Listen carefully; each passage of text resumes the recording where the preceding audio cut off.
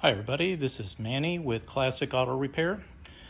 Today we're doing the final walkover and a review of the 1980 Chevy Corvette that was in for mechanical repairs to get it roadworthy and get it back up on the road. I'm going to review and go through the list of completed items. The vehicle is inspected now with the state of Texas, so it can be registered, and license plates can come in for the plates and all that. The report is in the glove box, so this is all you need for registration. You can go online or you can go to the DMV. As long as you have this with you and proof of insurance, you'll be able to get your inspection. Underneath is the decoding of the data plate, which tells you exactly how the car came from the factory, what engine, transmission, things like that. So that's in there as well. Going over the car, let me go ahead and start from the outside, work our way around. The fuel system, as you know, we completed by putting a new gas tank in the back, taking out all the lines and replacing them. You can see up in there, there's a new shiny metal. That's the new tank up in there. And we put all the filtration in place, rebuilt the carburetor, and that got the fuel system back to where it was providing fuel to the engine and starting without issues. So fuel pump, tank, all that was on the first invoice. Now, second thing was cooling system. We replaced the antifreeze up here in the front. The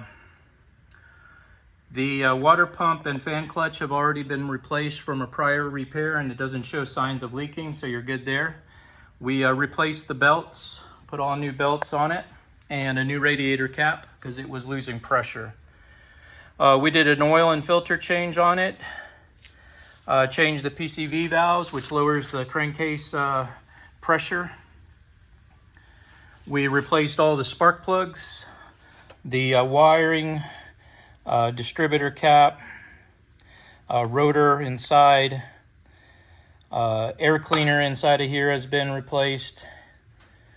Vacuum switch, which is one of these little port switches down here, has been replaced. The transmission, we added fluid to the transmission, looking good there. Load tested the battery, and it is accepting a charge from the alternator, so the alternator is in good shape and doing what it's supposed to do. That is this over here. Now, it wasn't working before because this bracket down here was broken. We installed a new bracket, and this was allowing us to tighten this belt, this new belt, and now it's charging, so the battery receives a charge when the car is running. If the car is going to set for a few weeks, I recommend adding a battery tender. Those can be found on Amazon or Walmart. Basically plugs into the wall of your house, and the other end connects to the battery, and it just maintains a charge when the vehicle isn't driven on a weekly basis. So ask me about that if you need more information on maintaining the battery when the car isn't driven on a frequent basis. Replace the wiper blades up here on the front so that they do what they're supposed to. We had a failure in the headlight doors, which is these motors down here, these shiny diaphragms were added, and these new valves up under here. There's two valves. That all controls the doors opening and closing so that the headlights will work properly at nighttime. That's all been fixed. On the brake system, we replaced the rear brake calipers that were leaking with new brakes, new pads, and we flushed the master cylinder out with some new fluid. Brakes are working great. The booster is working really good as well.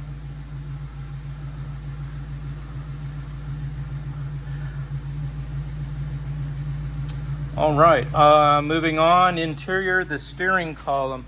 I don't know if you remember from a prior video, but the steering column was floppy and moving all around. Now it is locked in place and does what it's supposed to. The internal electricals that had been shorted are now repaired and working correctly.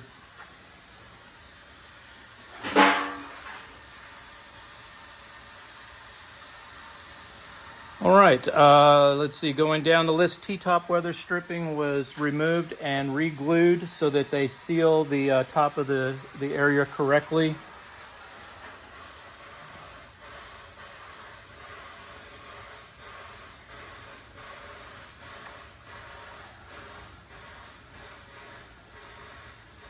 We removed the film from the door glass and the rear glass so that you can see out of the back glass without issue. That would have failed the safety inspection. We also, while you're looking back here, we have a box of all the old parts are in the back of the car.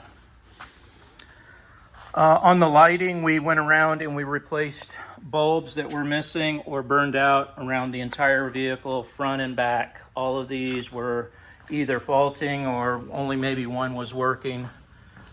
So we got those all fixed, and that's also for the rear. Let me go ahead and turn that on.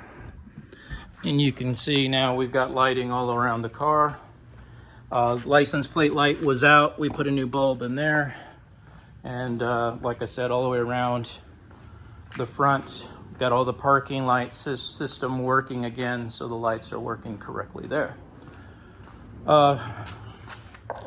Moving down the list, turn indicators in the dash are not working correctly.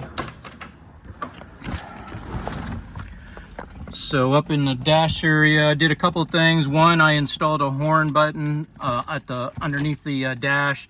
That's so that you pass inspection.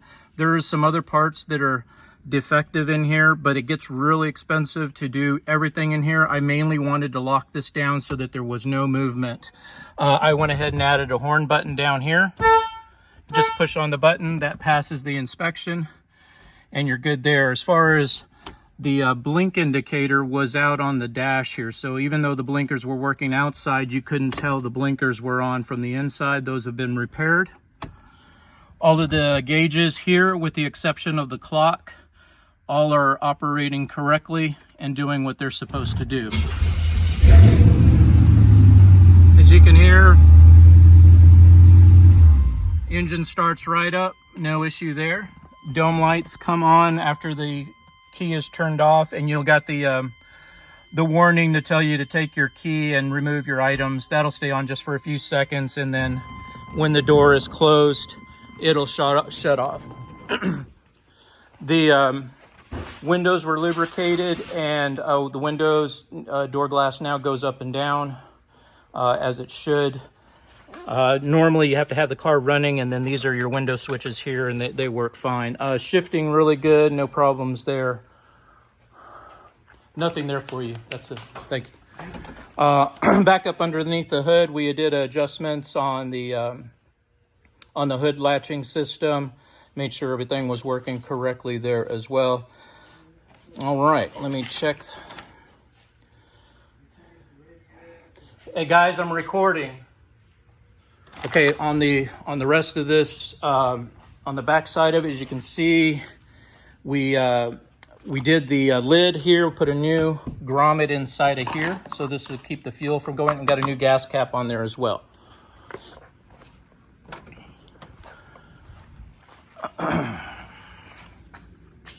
All right, let's see, what else do I've got on this? Okay, only issue that I had remaining on the inside of the car, electrically, some things that were accessories, I did not fix at this time because it wasn't on our approved list. That would include the radio. The powering was faulting on this, and the wires were bare. So I disconnected some wire sourcing. It was not functioning, so radio needs to be replaced and some wiring done. There is some wiring issues behind the console here because the fuel gauge is working, but then I have had it where it's lost ground, and it has to do with something right here, because when the stereo flops around, it's loose. It causes some gauge interruption. So more time Unfortunately, a little bit more expense is going to be needed to take the console apart, fix the wiring. If you want to do the stereo at that time, we can talk about some options that we have there.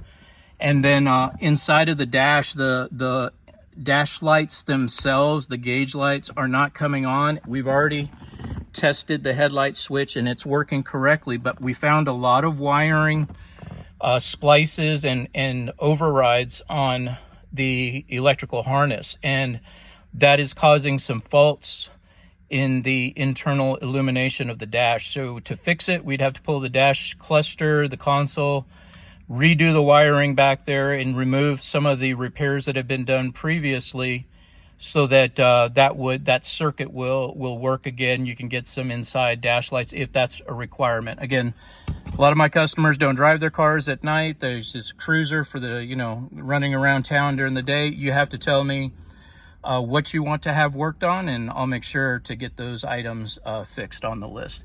We fixed the inside door handle so that when the door is closed, this actually opens the door. It was not working before, so I went inside, fixed the rod and the clip that was broken inside of the door.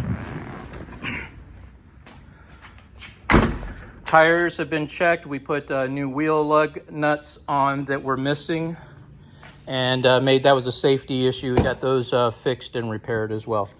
So everything on the repair list has been completed, that was approved.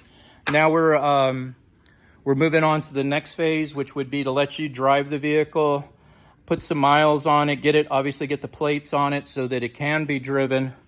And then we can discuss anything else that you would like to have done on the car. It does include a 12-month warranty on the items that we have fixed. So again, we're here to stand behind the work that we've done. And of course, let me know if you have any questions about anything on the car.